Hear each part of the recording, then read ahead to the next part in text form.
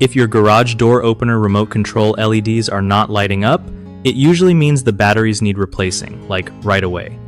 So, first off, grab some fresh batteries, because the tiny lights on your remote are basically screaming for juice when they go dark. Always check the battery type printed inside the remote so you don't accidentally buy the wrong ones. Next, pop open the battery compartment gently with your fingers or a small screwdriver. Be careful not to break anything. Swap out the old batteries for new ones, making sure you match up the positive and negative ends correctly. Sometimes, the contacts inside the remote get dirty or corroded, so give them a quick clean with a little rubbing alcohol on a cotton swab. If the LEDs still don't light up after changing batteries and cleaning contacts, the remote might be faulty, and you could consider getting a replacement remote. Also, remember to test the remote near your garage door opener to see if it's working properly. If it still doesn't work, it might be time to check the garage door opener unit itself or call a pro.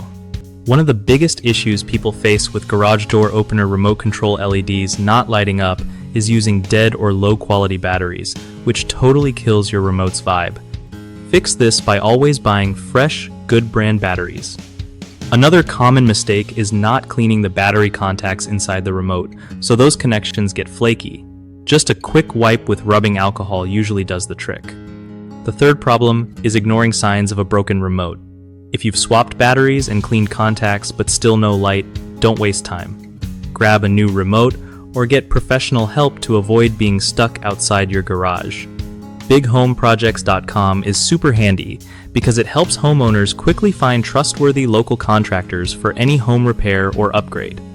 Plus, it gives contractors an easy way to connect with people who actually need their services, making life simpler for everyone involved.